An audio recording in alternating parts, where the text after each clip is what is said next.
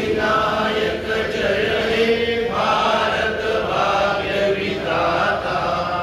पंजाब सिंध गुजरात मराठा बंग विंध्य हिमाचल यमुना गंगा उच्चल जलधि तरंग।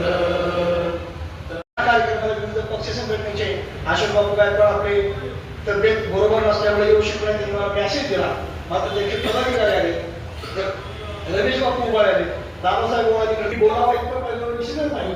विजय माटेकरांची आपण अपेक्षा ठेवली होती. अमरावती गायकवाडने वादाचे मुद्दे उपस्थित केले, मात्र ते मनाला घेणारे केले. मात्र त्याही वरती समराचं नव्हे तर सामर्थ्याची बाजू डॉक्टर पल्लवी साठे पटवली मांडली. युवराज वातावरण थोडं चर्चेत आलं होतं. आणि आज माजी राज्यपाल महामहिम राष्ट्रपिता दादासाहेब गवईंचा स्मृती दिन आणि या स्मृती दिनाचा औचित्य साधून रिपब्लिकन पार्टी इंडिया सातारा जिल्ह्यानं मातंग बौद्ध थोर चर्मकार बंधुता परिषदेचं आयोजन केलं होतं. या परिषदेला बोर्डावरचे सगळे मान्यवर उपस्थित राहिले आणि या बंधुता परिषदेतून वैचारिक कुसळण झाली. प्रत्येकाने आपापले मत मांडले आणि याच्यातून निष्कर्ष एकच निघाला. तो निष्कर्ष आम्हाला समाजाच्या तळागाळात घेऊन जायचा आहे बंधुता परिषदेच्या माध्यमातून. तो निष्कर्ष असा आहे,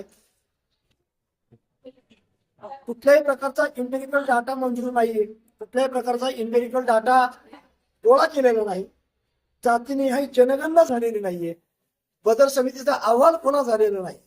तरीही राज्याचे मुख्यमंत्री मातंग आणि बौद्ध जातीमध्ये संभ्रम निर्माण करण्याच्या उद्देशानंच सर्वोच्च न्यायालयाचा आदेश याचं तंतोतंत पालन केलं जाईल अशी संभ्रम भूमिका घेऊन बौद्ध आणि मातंग समाजामध्ये जी दरी निर्माण केलेली आहे, ही दरी मिटवण्यासाठी ही बंधुता परिषद या निर्णयावर आलेली की आरक्षणाचं उपवर्गीकरण झालं पाहिजे का, तो हो झालं पाहिजे.